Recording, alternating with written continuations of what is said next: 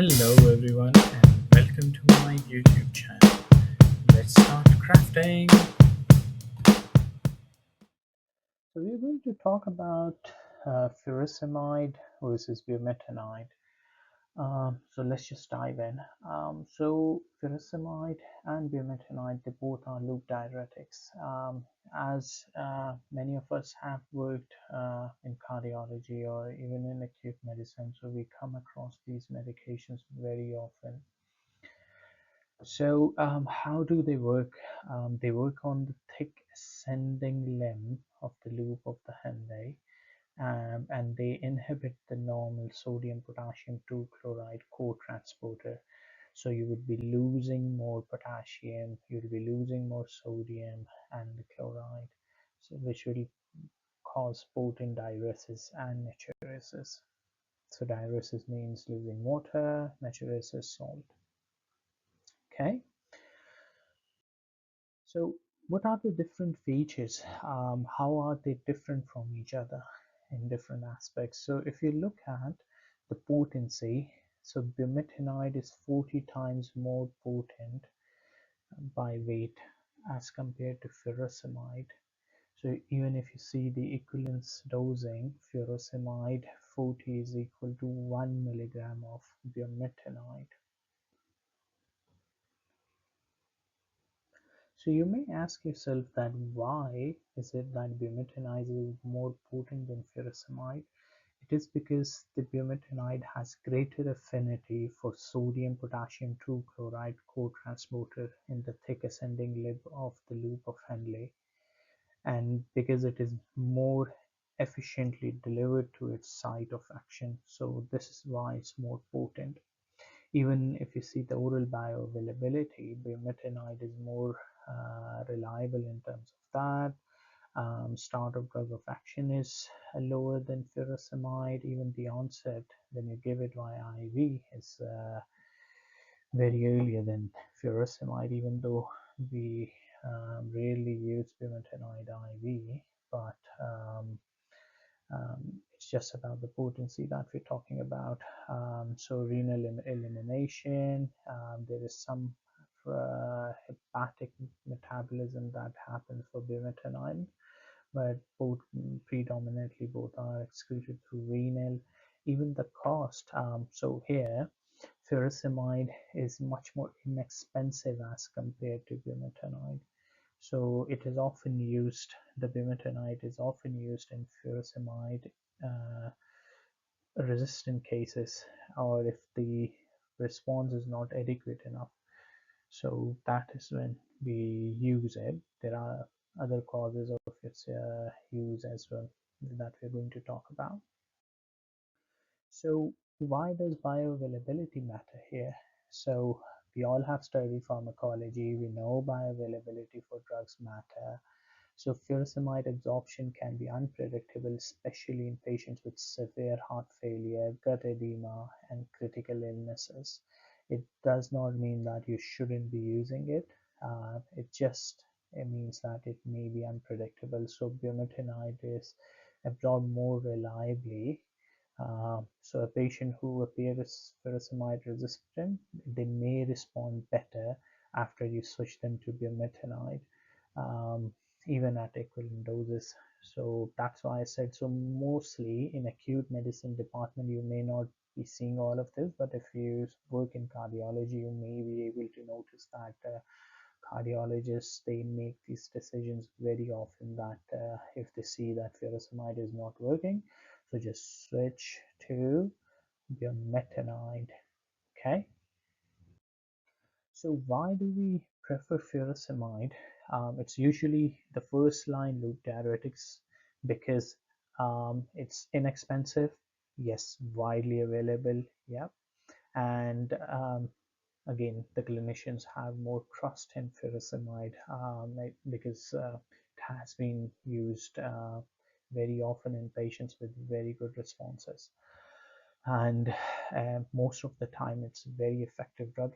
So again, I'm going to reinforce the point that it does not replace it. It's furosemide is basically the first line loop diuretic of choice in most acute heart failures. So the typical situations where you use it is the initial treatment for acute decompensated heart failure. You will see chronic edema management. You will see the furosemide is there. In hospitalized patients who require IV diuresis, it's your first drug that you use. So there are cases where we prefer bumetanide over furosemide, and those are that when there is a poor response to oral furosemide, there is suspected diuretic resistance to furosemide. In advanced kidney diseases, sometimes we switch these patients from furosemide to bumetanide. Um, as we have spoken just earlier about it, that furosemide has mainly it excretes through renal, but bumetanide has some liver metabolism as well. And if you need a smaller pill burden, which is very important in our elderly patients, and so we often use it because of this particular reason as well. So if we talk about the key equivalence here, that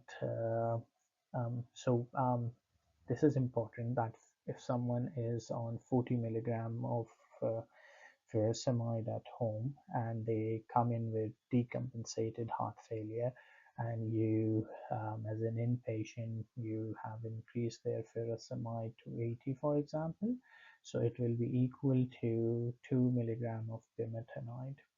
Okay, so 1 milligram is equal to 40 milligram, again lesser pill burden. um, if you just compare the IV potency, so it's nearly zero point 0.5 when you compare with the 20 milligram of furosemide. So let's just talk about some shared adverse effects.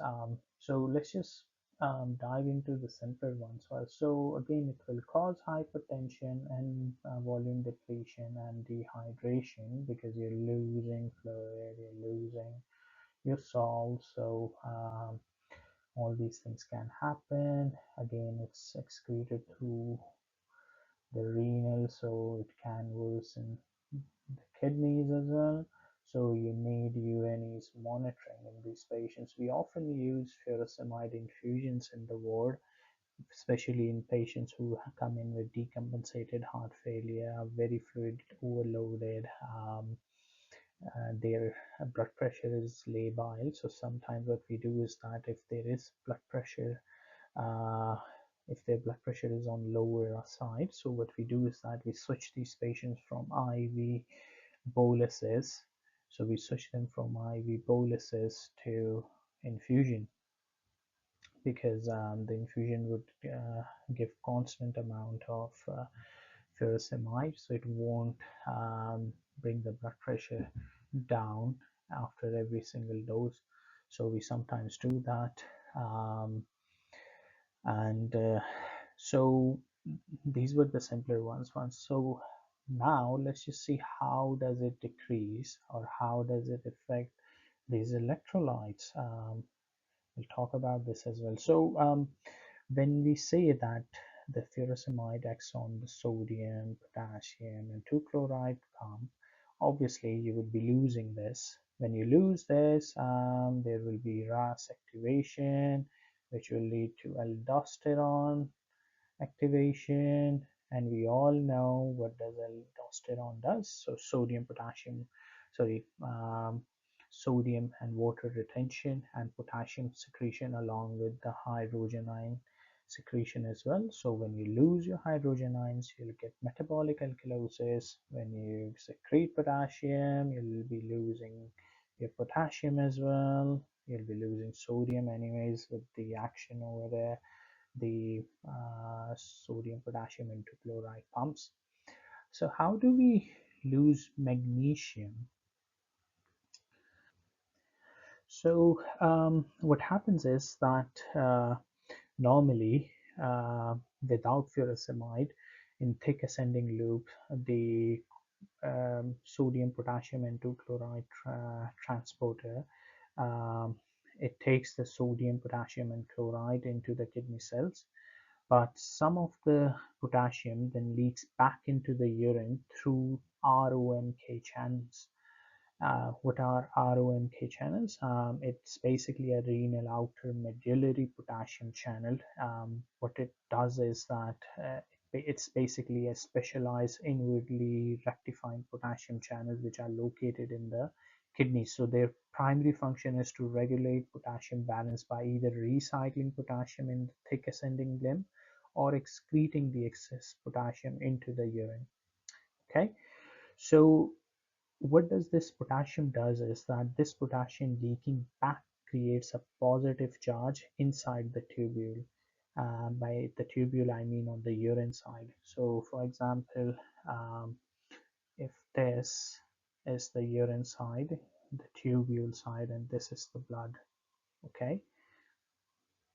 So what happens is that there would be a positive charge on the urine side inside the tubule, and because magnesium has a positive charge, the positive charge in the urine pushes the magnesium out uh, between the kidney cells into the blood. Okay, I'm sorry. So magnesium is pushed out now and goes in the blood, right? This is called paracellular reabsorption that happens. But what happens when you give furosemide is that these drugs, they block this. So when you block this, so less potassium enters the kidney cells and less potassium leaks back into the urine. So there would be a less positive charge on the urine side. Okay.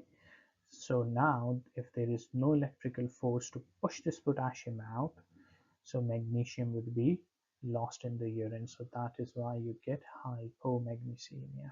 Okay, if you're confused about this, you can search it a bit online, but this is basically what happens when you lose potassium.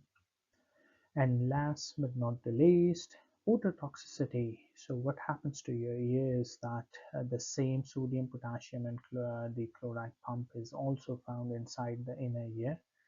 So it basically helps the ear to hear properly. So furosemide blocks that pump too, and the ear stops working normally, and this can cause tinnitus, hearing loss, and dizziness.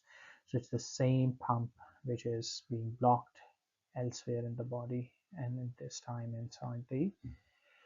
inside your ears. Okay.